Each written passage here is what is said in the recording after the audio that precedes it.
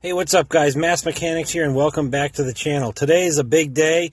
We're moving on to phase 3 of our S10 build and we're going to do a straight axle conversion and put a big lift in it. So stay tuned and check it out.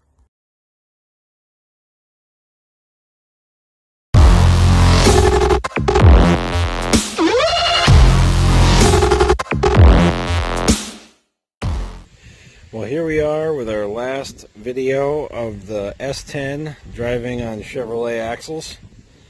This is the end of phase 2 going to phase 3. So this is what our ride height looks like.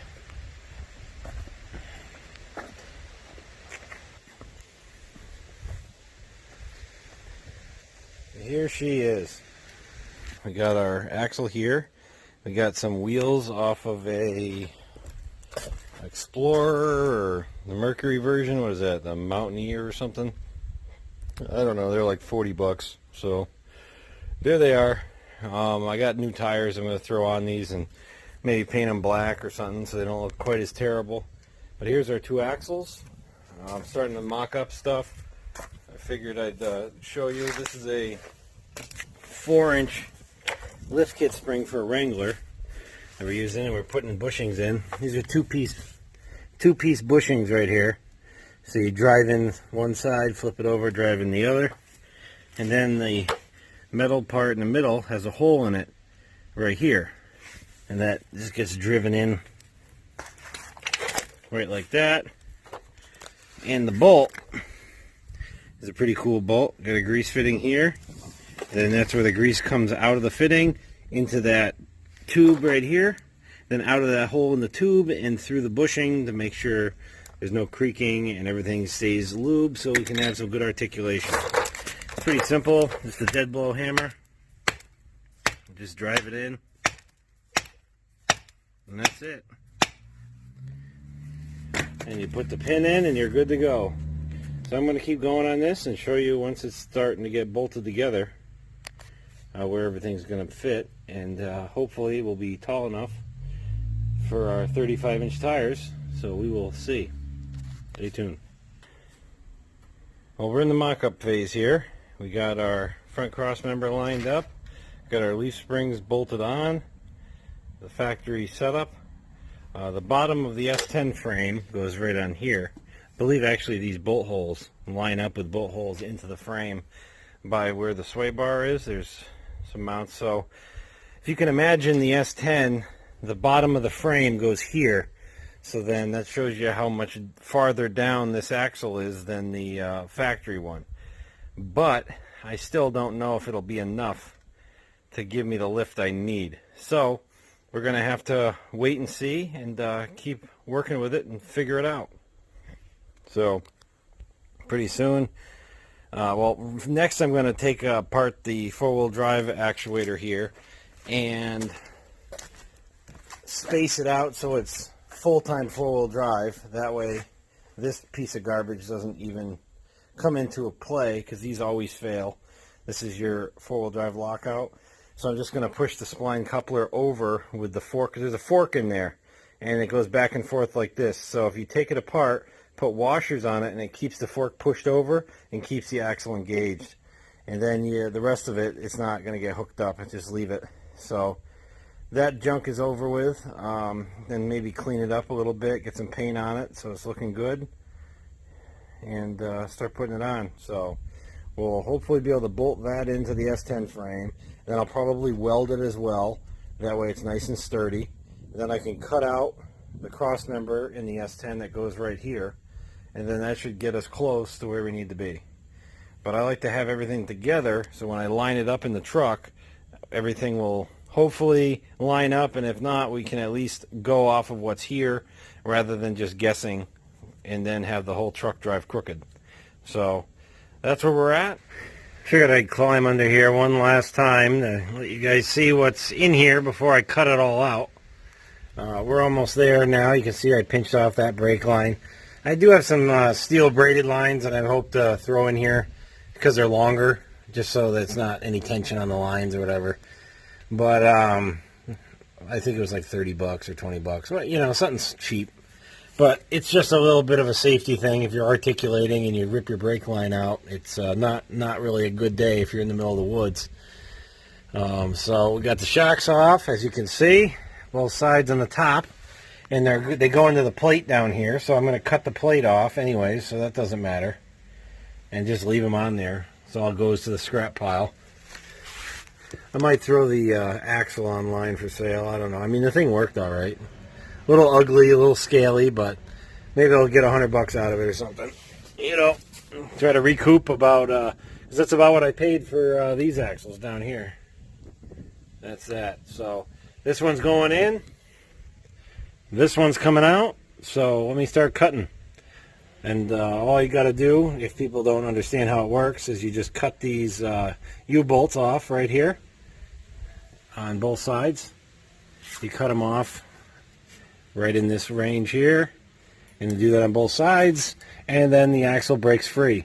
Then you unbolt here, drop them down, both leaf springs, on the floor jack, and then slide it out the back. And then we can rehook these back up and start doing the add a leaf and lining the new one up underneath it, and start figuring out where we're going to weld in our new pads right there, the leaf spring pads. So let me get after it. Well, we got the add a leaf in. It's pretty simple, just a C-clamp on each side, cut the center pin out, flip this one over, put the center pin through with a new add a leaf in. Easy. I'm leaving it long in case I need to add any extra leaves from the junkyard. And this is a flip axle kit, or axle flip kit for Jeep Dana 35. And since that's what we're running, that's what I'm using. Got our Dana 35 here, cleaned up with a quick coat of epoxy paint. Here's our Dana 30.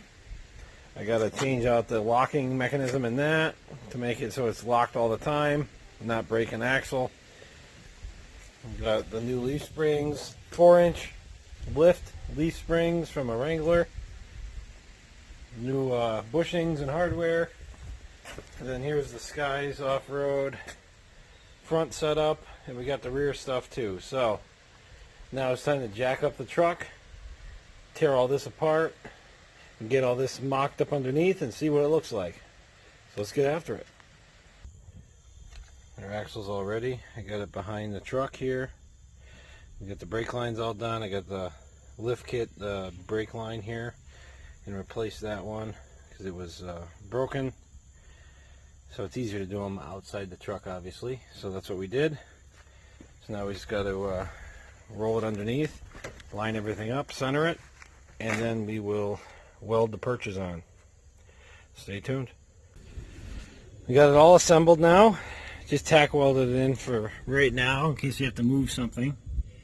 That's it all together. And we can cut down those bolts once we know our final height. I don't want to cut anything until we know what we need to do for lift. But that's all tack welded in. Drive shaft hooked up. So now we're on to the front here. You can see how nasty and rusty everything is. It's pretty bad, really greasy. So it's time to rip it out and go with this nice straight axle. Stay tuned. Alright, so now I'm going to catch you guys up a little bit. We got everything ripped out. As you can see, this is all the stock brackets that are still here. Most of them have to get cut out. We're going to keep these two uppers so we can use and make hoops for the shocks. So we're going to keep those. And pretty much everything else can go by the wayside, pretty much.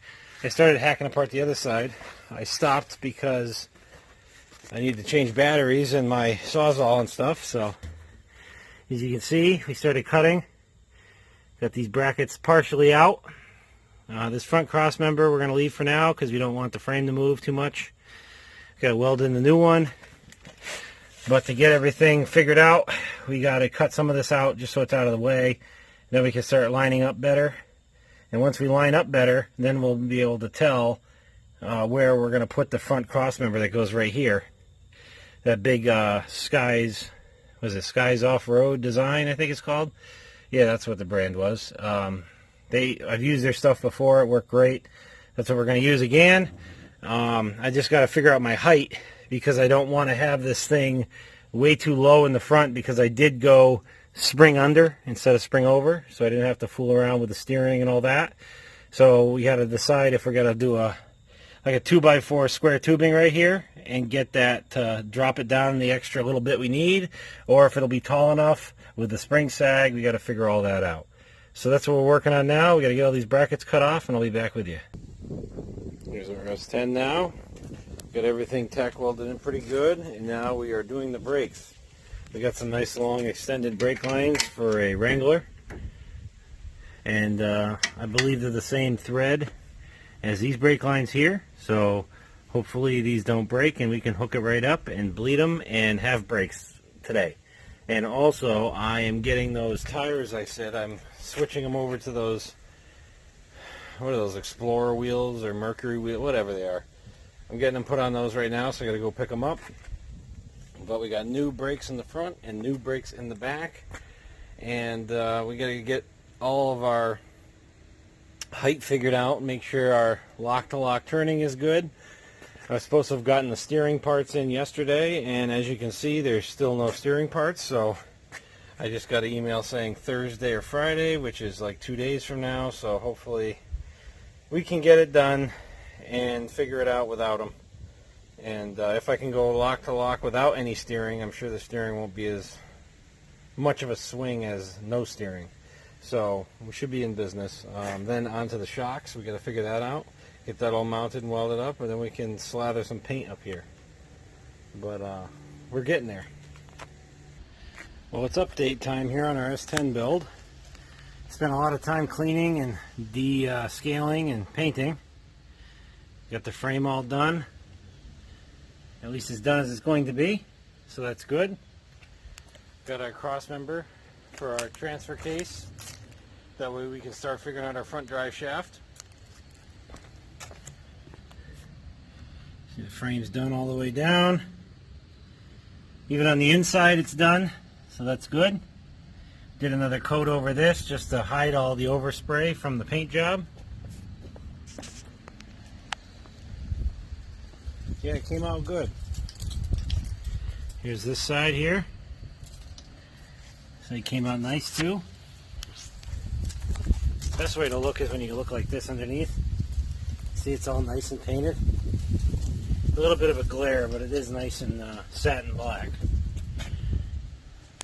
Even coated all the lines and everything so they can stop rusting. The shock hoops all done. Gusseted them as well, as you can see, just to give them a little more strength. I even tried to spray inside the frame a little bit. Added some more welds, got that all done. Got our YJ Wrangler steering all hooked up with our Astrovan steering box. That's why the pitman arm is pointing forward now instead of back. The only issue I'm having with that is to center the steering. I actually have to have the steering wheel all the way like backwards. So that's kind of weird. I tried to adjust it out, but every time I try to adjust it, I actually lose steering. So it doesn't work out too well. So I'll see if the alignment guys are a little better at it than I am in my driveway. But that's all done. It's all painted up front. He's looking pretty good. I'll do a quick under the hood here. Engine's dusty and dirty from all the grinding, but I got to clean that off. But nice and painted all the way down. Came out good. So that should keep it from rotting out under there anymore. So that'll be good. This side as well, as you can see. So that's our update. Hopefully I can get some driving footage and I can show you that. Thanks a lot for watching, guys. This thing's come a long ways. I know it looks done, but it's far from it, unfortunately. I still got quite a bit of things to cover, so stay tuned, and I got more content coming to you. Please like and subscribe so we can keep growing and I can keep doing this. And don't forget, we're the Mass Mechanics.